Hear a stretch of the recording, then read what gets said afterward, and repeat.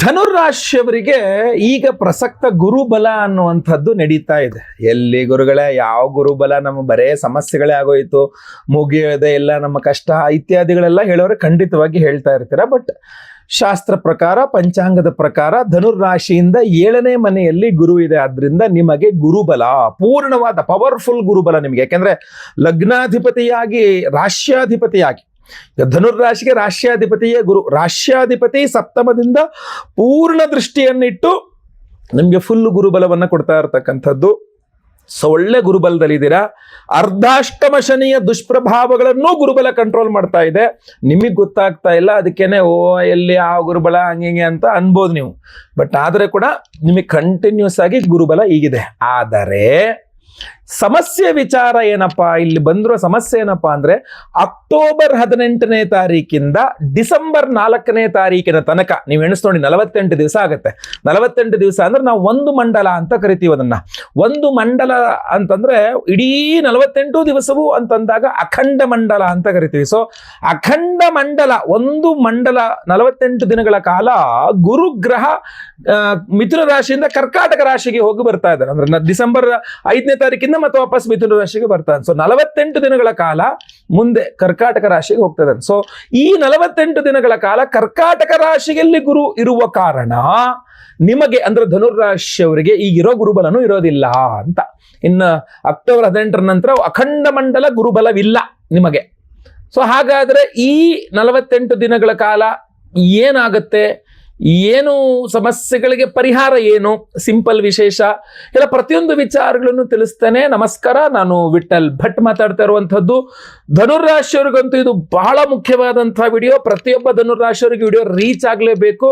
So ದಯವಿಟ್ಟು ತಮ್ಮಲ್ಲಿ ಒಂದು ಕಳಕಳಿಯ ವಿನಂತಿ ಏನಪ್ಪಾ ಅಂದ್ರೆ, ವಾಟ್ಸಪ್, ಫೇಸ್ಬುಕ್, ಮೆಸೆಂಜರು, ಟೆಲಿಗ್ರಾಮು ಎಲ್ಲ ಕಡೆ ಸಾಮಾಜಿಕ ಜಾಲತಾಣಗಳಲ್ಲಿ ವಿಡಿಯೋನ ಶೇರ್ ಮಾಡ್ಲಿಕ್ಕೆ ಮರಿಬೇಡಿ. ನೀವಿನ್ನೂ ಸಬ್ಸ್ಕ್ರೈಬ್ ಮಾಡ್ಕೊಂಡಿಲ್ಲ ನಮ್ಮ ಚಾನಲ್ನ ಅಂದ್ರೆ ದಯವಿಟ್ಟು ಕಡೆ ಸಬ್ಸ್ಕ್ರೈಬ್ ಅಂತ ಬಟನ್ ಇರುತ್ತೆ, ಸಬ್ಸ್ಕ್ರೈಬ್ ಮಾಡ್ಕೊಂಡು ಬೆಲ್ ಬಟನ್ ಒತ್ಕೊಂಡು ಆಲ್ ಅಂತ ಮಾಡ್ಲಿಕ್ಕೆ ದಯವಿಟ್ಟು ಮರಿಬೇಡಿ. ಫೇಸ್ಬುಕ್ ಅಲ್ಲಿ ನೋಡ್ತಾ ಇದ್ದಾರೆ, ನಮ್ಮ ಪೇಜ್ ಅನ್ನ ಫಾಲೋ ಮಾಡ್ಲಿಕ್ಕೆ ದಯವಿಟ್ಟು ಮರಿಬೇಡಿ.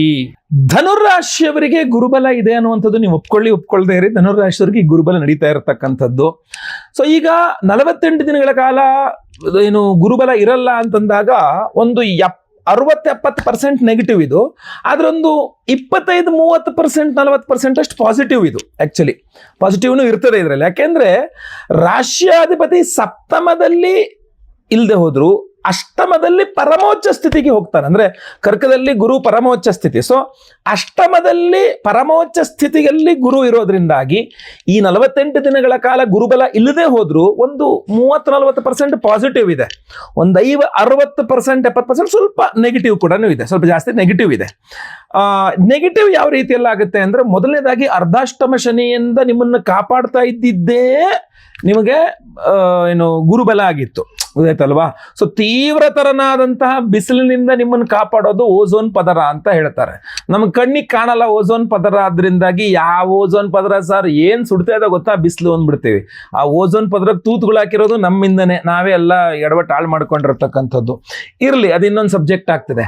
ಬಟ್ ನಾವ್ ಹೇಗೆ ಈ ಓಝೋನ್ ಪದರ ಕಾಣೋದಿಲ್ಲ ಅನ್ನೋ ರೀತಿಯಲ್ಲಿ ಅದರ ಇರುವಿಕೆ ಅಸ್ತಿತ್ವವನ್ನೇ ನಾವು ಗಮನಿಸದೆ ಬಿಸಿಲು ಸೆಕೆ ಅಂತ ಕೂಡ್ತಾ ಇರ್ತೀವಿ ಅಲ್ವಾ? ನೀವು ಸುಮ್ಮನೆ ಗೂಗಲ್ ಸರ್ಚ್ ಮಾಡಿ ನೋಡಿ, ಓಝೋನ್ ಪದರನ ಇಲ್ದು ಹೋಗಿದ್ರೆ ಡೈರೆಕ್ಟ್ ಬಿಸಿಲ ಮೇಲೆ ಬಿದ್ದಿದ್ರೆ ಏನಾಗ್ತಿತ್ತು ನಮ್ಮ ಪರಿಸ್ಥಿತಿ ಅನ್ನುವಂಥದ್ದು, ಗೊತ್ತಾಯ್ತಲ್ಲ? ಅಲ್ಲಿ ಗೊತ್ತಾಗುತ್ತೆ ಕರೆಕ್ಟ್ ಆಗಿ. ಸೊ ಹಾಗೆ ಈ ಗುರುಬಲದ ವಿಚಾರಕ್ಕೆ ಬಂದಾಗ ನಿಮ್ಗೆ ಅರ್ಥ ಆಗಲಿ ಅಂತ ಬಿಡಿಸಿ ಹೇಳೋದಷ್ಟೇನೆ. ಗುರುಬಲದ ವಿಚಾರಕ್ಕೆ ಬಂದ್ರೆ ಇದೇ ರೀತಿ ಅರ್ಧಾಷ್ಟಮ ಶನಿಯಿಂದ ನಿಮ್ಮನ್ನು ಕಾಪಾಡ್ತಿರೋದೇ ಗುರುಬಲ.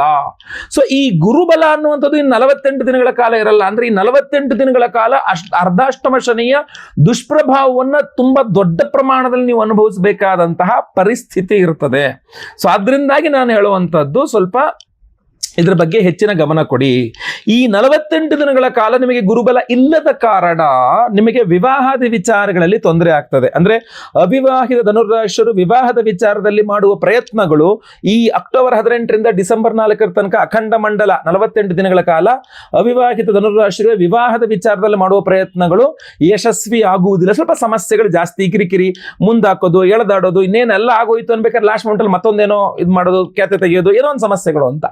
ಸೊ ಅವಿವಾಹಿತ ಧನುರಾಶಿಯರಿಗೆ ವಿವಾಹದ ವಿಚಾರದಲ್ಲಿ ಸಮಸ್ಯೆ. ಇನ್ನು ಆಲ್ರೆಡಿ ಮದುವೆ ಆಗಿರತಕ್ಕಂಥ ದಂಪತಿಗಳು ಏನೋ ಸ್ವಲ್ಪ ಜಗಳ ಮನಸ್ತಾಪಗಳಿದ್ರೂ ಕೂಡ ಅದೇನೋ ಸುಧಾರಿಸ್ಕೊಂಡು ಮಾಡ್ಕೊಂಡು ಹೋಗ್ತಾ ಇದ್ರು. ಬಟ್ ಇದು ಈಗ ಹಂಗ ಆಗಲ್ಲ ಅಂತ.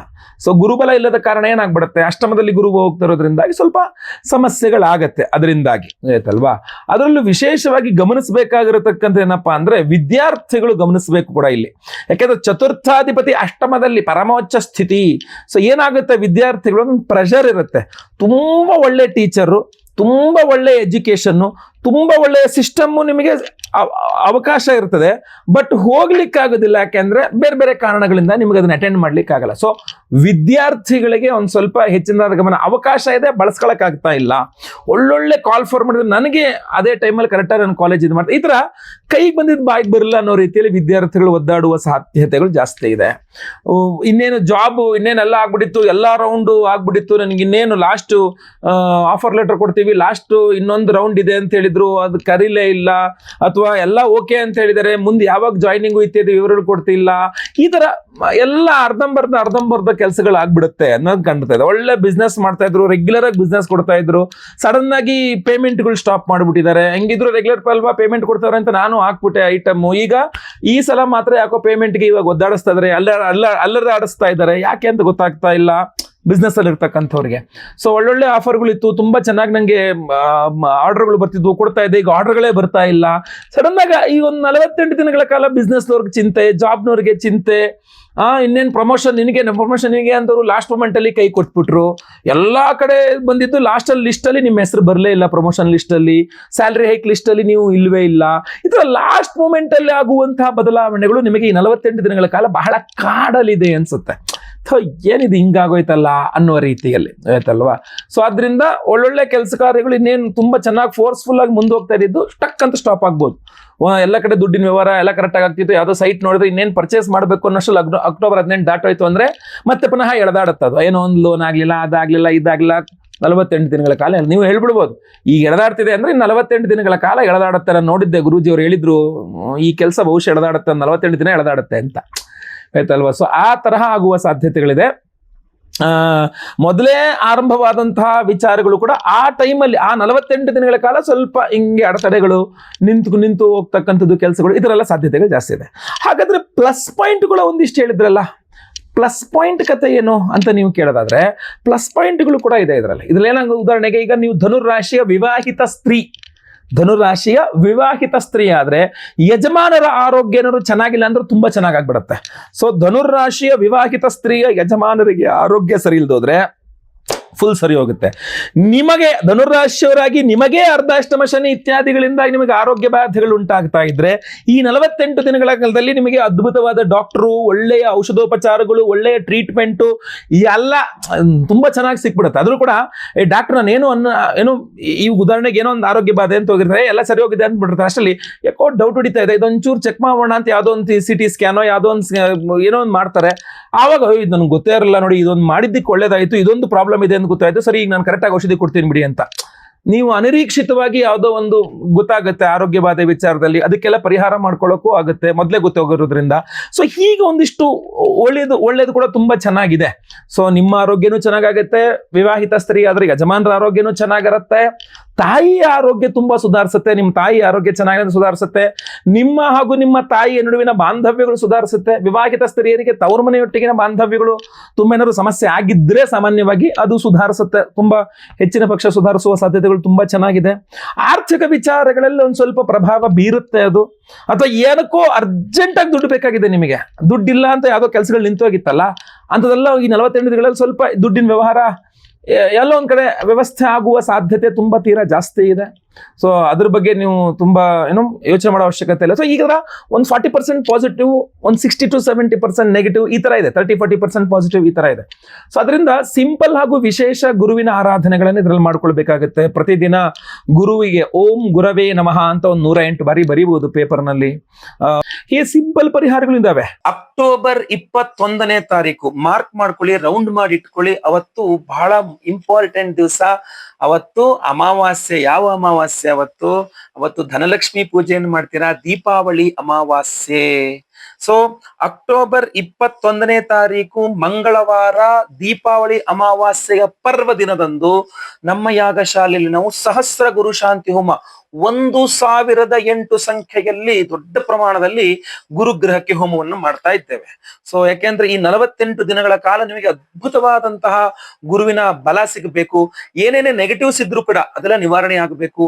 ಏನೇನು ಪಾಸಿಟಿವ್ಸ್ ಇದೆಯೋ ಅದು ತುಂಬಾ ದೊಡ್ಡ ಪ್ರಮಾಣದಲ್ಲಿ ಬರಬೇಕು ಅನ್ನುವಂತಹ ಉದ್ದೇಶ, ಅದೇ ನಮ್ಮ ಸಂಕಲ್ಪ. ಅಷ್ಟೇ ಅಲ್ಲದೆ ಅವತ್ತು ದೀಪಾವಳಿ ಅಮಾವಾಸ್ಯೆ ಅಲ್ವಾ, ಸೊ ಮಹಾಲಕ್ಷ್ಮಿ ಆರಾಧನೆ ಮಾಡ್ತೀವಿ. ಸೊ ಅದಕ್ಕೆ ಅವತ್ತಿನ ದಿವಸವೇ ನಾವು ಬಹಳ ಮುಖ್ಯವಾಗಿ ಕುಬೇರ ಲಕ್ಷ್ಮಿ ಹೋಮವನ್ನು ಸಹ ಮಾಡ್ತಾ ಇದ್ದೇವೆ. ಕುಬೇರ ಲಕ್ಷ್ಮಿ ಹೋಮ, ಲಕ್ಷ್ಮೀ ಕುಬೇರ ಹೋಮ, ಅದರ ಜೊತೆಯಲ್ಲಿ ನಿಮಗೆ ವಿಶೇಷವಾಗಿ ನಾವು ಈ ಬಾರಿ ಈ ಒಂದು ಧನಾಕರ್ಷಕ ಮಣಿಮಂಡಲ ಒಂದು ಕೊಡ್ತಾ ಇದ್ದೇವೆ. ಇದು ನಿಮಗೆ ಧನಾಕರ್ಷಕ ಮಣಿ ಏನಿರ್ತಲ್ಲ ಅದನ್ನ ನಾವು ಒಂದು ಯಂತ್ರದ ಸ್ವರೂಪದಲ್ಲಿ ರಚನೆ ಮಾಡಿ ಸಿದ್ಧಪಡಿಸಿರ್ತಕ್ಕಂಥದ್ದು. ಪ್ರತಿಯೊಬ್ಬರೂ ಸಹ ಇದನ್ನ ಇಟ್ಕೊಳ್ಬೇಕು. ಯಾಕಂದ್ರೆ ದೀಪಾವಳಿ ಅಮಾವಾಸ್ಯೆ ದಿವಸ ಕುಬೇರ ಧನಲಕ್ಷ್ಮಿ ಪೂಜೆ ಹೋಮವನ್ನು ಮಾಡಿ ಈ ಒಂದು ವಿಶೇಷವಾದಂತಹ ಧನಾಕರ್ಷಕ ಮಣಿಮಂಡಲವನ್ನ ನಾವು ಎನರ್ಜೈಸ್ ಮಾಡಿ ನಿಮಗೆ ಕೊಡ್ತಾ ಇದ್ದೇವೆ. ಇದು ನೀವು ಬಿಸ್ನೆಸ್ ಮಾಡ್ತಾ ಇರಬಹುದು, ಜಾಬ್ಗೆ ಹೋಗ್ತಾ ಇರಬಹುದು, ನಿಮ್ಮ ಮನೆಯಲ್ಲಂತೂ ಹಣಕಾಸಿನ ಅವಶ್ಯಕತೆ ಇರ್ತದೆ. ಸೊ ಪ್ರತಿಯೊಬ್ಬರು ಮನೆಯಲ್ಲಿ ಇಟ್ಕೊಳ್ಬೇಕು. ನಾನು ಹೇಳ್ತೀನಿ, ನಿಮ್ಗೆ 3 ರೂಮ್ ಇದ್ರೆ 3 ರೂಮಲ್ಲೂ ಒಂದೊಂದು ರೂಮಲ್ಲಿ ಒಂದೊಂದು ಇರ್ಬೇಕಿದು ಅಂತ. ಅಂದ್ರೆ ಅಷ್ಟು ಚೆನ್ನಾಗಿ ಪಾಸಿಟಿವ್ ಎನರ್ಜಿಯನ್ನ ಇದು ಕೊಡ್ತದೆ ನಿಮ್ಗೆ. ಆ ಒಂದು ಪ್ರದೇಶದಲ್ಲಿ ಅಷ್ಟು ಧನಾತ್ಮಕವಾಗಿರ್ತದೆ ಅಂತ ಹೇಳಿ. ತುಂಬಾ ಲಕ್ಷ್ಮಿಯ ಸಾನ್ನಿಧ್ಯ, ಅಷ್ಟಲಕ್ಷ್ಮಿಗಳು. ಲಕ್ಷ್ಮಿ ಅಂದ್ರೆ ಬರೀ ಕ್ಯಾಶ್ ಅಷ್ಟೇ ಅಲ್ಲ, ಅಷ್ಟಲಕ್ಷ್ಮಿಯರು ಒಂದು ಸಾನ್ನಿಧ್ಯ ತುಂಬಾ ಚೆನ್ನಾಗಿರುತ್ತೆ ಅಂತ ಹೇಳಿ ಆಯ್ತಲ್ವಾ. ಆದ್ರಿಂದ ನಿಮ್ಮ ದೇವ್ರ ಮನೆ ಇರ್ಬಹುದು, ನಿಮ್ಮ ಬೆಡ್ರೂಮ್ ಅಲ್ಲಿ ಇರಬಹುದು, ನಿಮ್ಮ ಲಾಕರ್ ಗಳಲ್ಲಿ ಇರಬಹುದು, ನಿಮ್ಮ ಅಂಗಡಿಗಳಲ್ಲಿ ಇರಬಹುದು, ನಿಮ್ಮ ಕ್ಯಾಶ್ ಬಾಕ್ಸ್ ಅಲ್ಲಿ ಇರಬಹುದು. ಆ ಜಾಗಗಳಲ್ಲಿ ಬಿಸ್ನೆಸ್ ಮಾಡೋರು ಅವ್ರ ಕ್ಯಾಶ್ ಬಾಕ್ಸ್ ಅಲ್ಲಿ ಮೇಲ್ಗಡೆ ಕೂಡ ಇದು ಇಟ್ಕೋಬಹುದು. ಆಮೇಲೆ ಬಂದವರೆಲ್ಲ ಇದನ್ನ ನೋಡ್ತಾರೆ, ಏನಿದು ವಿಚಿತ್ರವಾಗಿದೆಯಲ್ಲ, ಏನು ಅಂತ ಕೇಳ್ತಾರೆ. ಆ ಪ್ರಶ್ನೆಯನ್ನ ಕೇಳ್ಬೇಕು ಅವ್ರು. ಪ್ರಶ್ನೆಯನ್ನು ಕೇಳಿದಾಗ, ಇದನ್ನ ನೋಡಿದಾಗ, ಆ ಪ್ರಶ್ನೆಯನ್ನು ಕೇಳಿದಾಗ ಅವರಲ್ಲಿರುವ ನೆಗೆಟಿವಿಟಿಯನ್ನು ಕೂಡ ತೆಗೆದು ಬಿಡುತ್ತೆ. ಅಂದ್ರೆ ಆ ದೃಷ್ಟಿ ಅಂತ ಕರಿತೀವಿ, ಮೊದಲನೆಯ ದೃಷ್ಟಿ ಅಂತ ಹೇಳಿ. ಸೊ ಅದನ್ನು ಕೂಡ ಪರಿಹಾರ ಮಾಡ್ಕೊಡುತ್ತೆ. ಸೊ ಒಳ್ಳೆ ಬಿಸ್ನೆಸ್ ಆಗ್ತಾ ಇದೆ ಸರ್, ಎಲ್ಲ ಬಂದ್ ನೋಡಿದ ತಕ್ಷಣ ದೃಷ್ಟಿ ಆಗ್ಬಿಟ್ಟು ಬಿಸ್ನೆಸ್ ಕಡಿಮೆ ಆಗ್ಬಿಡುತ್ತೆ. ಗುರುಗಳೇ ಏನು ಬೇಡ, ಇದನ್ನ ತಗೊಂಡು ಹೋಗಕ್ಕೆ ಇದೇನಿದು ಅಂತ ಕೇಳ್ತಾರೆ. ಫಸ್ಟ್ ದೃಷ್ಟಿ ಎಲ್ಗೋಗುತ್ತೆ, ಎಲ್ಲ ನಿವಾರಣೆ ಆಗುತ್ತೆ, ನಿಮ್ ಬಿಸ್ನೆಸ್ ಕರೆಕ್ಟ್ ಆಗುತ್ತೆ, ಲಕ್ಷ್ಮಿಯನ್ನು ಇದು ಕೊಡುತ್ತೆ. ಮನೆಯಲ್ಲಿಯೇ ಆಗ್ಲಿ ನೆಮ್ಮದಿ ಇಲ್ಲ, ಜಗಳ ಮನಸ್ತಾಪಗಳು, ಗಲಾಟೆ ಮನಸ್ತಾಪಗಳು ಮನೆಯಲ್ಲೆಲ್ಲ ಇದೊಂದು ಯಂತ್ರ ಮಂಡಗಳನ್ನ ಇಟ್ಕೊಂಡಿದ್ದಾಗ, ಹಾಲಲ್ಲಾಗ್ಲಿ ದೇವ್ರ ಮನೆಯಲ್ಲಾಗ್ಲಿ ಎಲ್ಲಿರ್ತದೋ ಅಲ್ಲಿ ಆ ಜಾಗವನ್ನ ಬಹಳ ಶುದ್ಧವಾಗಿ ಚೆನ್ನಾಗಿ ಇಟ್ಕೋಬಹುದು. ಸೊ ಅದರಿಂದ ಸಂಕಲ್ಪ ಸೇವೆಗೆ ಹೆಸರು ಕೊಟ್ಟಿಗೆ ಇದನ್ನ ನಾವು ಅಭಿಮಂತ್ರಣೆ ಮಾಡಿ, ದೀಪಾವಳಿ ಅಮಾವಾಸ್ಯೆ ಧನಲಕ್ಷ್ಮಿ ಪೂಜೆಗೆ ದಿನ ಅವತ್ತೇ ಕುಬೇರ ಧನಲಕ್ಷ್ಮಿ ಹೋಮವನ್ನು ಮಾಡಿ, ಕುಬೇರ ಲಕ್ಷ್ಮಿ ಹೋಮವನ್ನು ಮಾಡಿ ಇದನ್ನ ಎನರ್ಜೈಸ್ ಮಾಡ್ತೇವೆ. ಅಷ್ಟೇ ಅಲ್ಲ, ಇದ್ರ ಜೊತೆಗೆ ಸ್ವರ್ಣಾಕರ್ಷಣ ಭೈರವ ಈ ಹಿಂದೆನೂ ಹಲವಾರು ಬಾರಿ ಬಹಳಷ್ಟು ಜನ ಅದ್ ನನಗೆ ಫೋನ್ ಮಾಡಿ ಧನ್ಯವಾದಗಳನ್ನು ತಿಳಿಸಿದ್ದಾರೆ, ಬಂಗಾರದ ವಿಚಾರದಲ್ಲಿ ಅನುಕೂಲ ಆಗಿದೆ ಅಂತ ಹೇಳಿ. ಸೊ ಅದಕ್ಕೋಸ್ಕರ ಇನ್ನೊಮ್ಮೆ ಮಾಡ್ತಾ ಇದ್ದೇವೆ. ನಾವು ದೀಪಾವಳಿ ಅಮಾವಾಸ್ಯೆ ಬಹಳ ಪರ್ವಕಾಲ ಅಂತ ತೀರ್ಮಾನ ಮಾಡಿ ಪಂಚಾಂಗದ ಪ್ರಕಾರ, ಜ್ಯೋತಿಷ ಗ್ರಂಥಗಳ ಪ್ರಕಾರ ಅವತ್ತಿನ ದಿವಸ ಈ ಹೋಮ ಮಾಡಿದ್ರೆ ಇನ್ನೂ ಪವರ್ ಜಾಸ್ತಿ ಬರ್ತದೆ ಅನ್ನುವ ಕಾರಣಕ್ಕೋಸ್ಕರವಾಗಿ ಈ ನಮ್ಮ ಸ್ವರ್ಣಾಕರ್ಷಣ ಭೈರವ ಮಂತ್ರ ಹೋಮವನ್ನ, ಯಾಕೆ ಅಂತಂದ್ರೆ ಬಂಗಾರ ಬಹಳಷ್ಟು ಇವತ್ತಿನ ದಿವಸ ಗ್ರಾಮ್ಗಾಗ್ಲೇ 12,500 ದಾಟ್ ಹೊರಟೋಗ್ತಾ ಇದೆ ಮುಂದಕ್ಕೆ ಬಂಗಾರ. ನಾನು ಮಾತಾಡ್ತಿರೋ 24 ಕ್ಯಾರೆಟ್ದು. ಸೊ ಅದರಿಂದಾಗಿ ಬಂಗಾರ ಗಗನ ಕುಸುಮ ಆಗ್ಬಿಟ್ಟಿದೆ ಬಹಳಷ್ಟು ಜನಕ್ಕೆ. ಆದ್ರೆ ಹಾಗಾಗಬಾರದು. ದೀಪಾವಳಿ ಅಮಾವಾಸ್ಯೆ ದಿವಸ ಈ ಒಂದು ಧನಾಕರ್ಷಕ ಮಣಿ ಮಂಡಲವನ್ನ ನೀವು ಧನಲಕ್ಷ್ಮಿ ಹೋಮದಲ್ಲಿ ಎನರ್ಜೈಸ್ ಮಾಡಿ, ಸ್ವರ್ಣಾಕರ್ಷಣ ಭೈರವ ಹೋಮದಲ್ಲಿ ಎನರ್ಜೈಸ್ ಮಾಡಿ ಅಲ್ಲಿ ಇಟ್ಕೊಂಡಾಗ ನಿಮ್ಗೆ ಇನ್ನೂ ಒಂದಿಷ್ಟು ಬಂಗಾರವನ್ನ ಖರೀದಿ ಮಾಡುವ ಯೋಗ ಬರಬೇಕು. ಅಷ್ಟೇ ಅಲ್ಲ, ಈಗ ಆಲ್ರೆಡಿ ನೀವ್ ಏನೇನು ಬಂಗಾರ ಗೋಲ್ಡ್ ಲೋನ್ ಅಂತ ಅಡಮಾನ ಇಟ್ಟಿದ್ದೀರಲ್ಲ, ಅದು ಫಸ್ಟ್ ಬಿಡಿಸ್ಕೊಂಡ್ ಬರೋಂಗಾಗ್ಬೇಕು. ಯಾರು ಕೂಡ ಬಂಗಾರ ಅಡ ಇಡಬಾರದು. ನಾನು ಹಲವಾರು ಬಾರಿ ಹೇಳಿದ್ದೇನೆ, ಬಂಗಾರ ಅಡ ಇಡುವುದು ಒಂದು ದೋಷ, ಒಂದು ತಪ್ಪು. ಯಾರು ಆ ಕೆಲಸ ಮಾಡಿಬಿಡಿ ಅಂತ. ಈಗಾಗಲೇ ಅನಿವಾರ್ಯ ಕಾರಣಗಳಿಂದ ಇಟ್ಟಿದ್ದಾರೆ ಅಂದ್ರೆ ಕೂಡಲೇ ಅದನ್ನು ಬಿಡುಗಡೆ ಮಾಡ್ಕೊಂಡು ಆ ಬಂಗಾರ ನಿಮಗೆ ವಾಪಸ್ ನಿಮ್ ಕೈ ಸಿಗೋಂಗಾಗ್ಬೇಕು. ಆದ್ರಿಂದ ಸ್ವರ್ಣಾಕರ್ಷಣ ಭೈರವ ಹೋಮ, ಕುಬೇರ ಧನಲಕ್ಷ್ಮಿ ಹೋಮ, ಆಮೇಲೆ ಸಹಸ್ರ ಗುರು ಶಾಂತಿ ಹೋಮ, ಆಮೇಲೆ ಸ್ವಯಂವರ ಪಾರ್ವತಿ ಹೋಮ, ಗುರು ಶಾಂತಿ ಶನಿ ಶಾಂತಿ ಸಹಿತ ಮಹಾನವಗ್ರಹ ಶಾಂತಿ ಹೋಮಗಳಲ್ಲಿ ಈ ವಿಶೇಷವಾದಂತಹ ಧನಾಕರ್ಷಕ ಮಣಿಮಂಡಲ ಈ ಒಂದು ಯಂತ್ರ ನಿಮಗೆ ಎನರ್ಜೈಸ್ ಮಾಡಿ ನಾವು ನಿಮಗೆ ಕಳಿಸ್ಕೊಡ್ತಾ ಇದ್ದೇವೆ. ಸೊ ಪ್ರತಿಯೊಬ್ಬರು ಸ್ಕ್ರೀನ್ ಮೇಲೆ ಕಾಣುವಂತ ನಂಬರ್ಗೆ ನಿಮ್ಮ ಹೆಸರು, ಗೋತ್ರ ಗೊತ್ತಿದ್ರೆ, ನಕ್ಷತ್ರ ಗೊತ್ತಿದ್ರೆ, ರಾಶಿ ಗೊತ್ತಿದ್ರೆ ಬೇಗ ವಾಟ್ಸಪ್ ಮಾಡ್ಕೊಂಡು, ಕಾಲ್ ಮಾಡ್ಕೊಂಡು ಬೇಗ ಬುಕ್ ಮಾಡ್ಕೊಳ್ಳಿ. ಇದು ಸ್ವಲ್ಪ ಲಿಮಿಟೆಡ್ ಆಗಿ ತರಿಸಿರ್ತಕ್ಕಂಥದ್ದು, ಜಾಸ್ತಿ ತರಿಸಿಲ್ಲ, ಲಿಮಿಟೆಡ್ ಆಗಿ ತರಿಸಿದೀವಿ. ವಿಶೇಷವಾಗಿ ಧನಲಕ್ಷ್ಮಿ ಪೂಜೆ ಹೋಮ ಇದೇ ಟೈಮಲ್ಲೇ ಇದನ್ನ ಕೊಡಬೇಕು ಅಂತಲೇ ಇದನ್ನ ಬಹಳ ವಿಶೇಷವಾಗಿ ಸಿದ್ಧಪಡಿಸಿದ್ದೇನೆ. ಆರ್ಡರ್ ಕೊಟ್ಟು ನಾನು ಬಹಳ ಗಮನ ಹರಿಸಿ ವಿಶೇಷವಾಗಿ ನಾನು ಇದನ್ನ ಸಿದ್ಧಪಡಿಸಿರೋದು. ಸೊ ತುಂಬಾ ಲಿಮಿಟೆಡ್ ಆಗಿ. ಸೊ ದಯವಿಟ್ಟು ಬೇಗ ನಿಮ್ಮ ವಿವರಗಳನ್ನ ವಾಟ್ಸ್ಆಪ್ ಮಾಡ್ಕೊಳ್ಳಿ ಸ್ಕ್ರೀನ್ ಮೇಲೆ ಕಾಣ್ತಾ ಇರುವಂತಹ ನಂಬರ್ಗೆ. ಹಾಗೂ ಈ ವಿಡಿಯೋನ ಲೈಕ್ ಮಾಡ್ಲಿಕ್ಕೆ ದಯವಿಟ್ಟು ಮರಿಬಿಡಿ. ವಾಟ್ಸ್ಆಪ್, ಫೇಸ್ಬುಕ್, ಮೆಸೆಂಜರ್, ಟೆಲಿಗ್ರಾಮ್ ಎಲ್ಲಾ ಕಡೆ ಪ್ರತಿಯೊಬ್ಬರಿಗೂ ವಿಡಿಯೋ ರೀಚ್ ಆಗ್ಬೇಕು. ಆ ತರ ಈ ವಿಡಿಯೋನ ಶೇರ್ ಮಾಡಿ. ಇಲ್ಲಿ ತನಕ ನಿಮ್ ವಿಡಿಯೋ ನೋಡಿದಿರಾ ಅಂತ ನನಗ್ ಗೊತ್ತಾಗ್ಬೇಕಲ್ಲ. ಸೊ ದಯವಿಟ್ಟು ಓಂ ಓಂ ಗುರವೇ ನಮಃ ಅಂತ ಕಮೆಂಟ್ ಮಾಡಿ ಪ್ರತಿಯೊಬ್ಬರು ಸಹ. ಎಲ್ಲರಿಗೂ ಗುರುವಿನ ಅನುಗ್ರಹವಾಗ್ಲಿ, ಏನು ಸಮಸ್ಯೆ ಆಗದೆ ಇರಲಿ, ಎಲ್ಲರಿಗೂ ಒಳ್ಳೇದಾಗ್ಲಿ. ಮುಂದುವರೆದಲ್ಲಿ ಮತ್ತೆ ಪುನಃ ಸಿಗ್ತೇನೆ. ಲೋಕ ಸಮಸ್ತ ಸುಖಿನೋ ಭವಂತು. ನಾರಾಯಣ ನಾರಾಯಣ ನಾರಾಯಣ.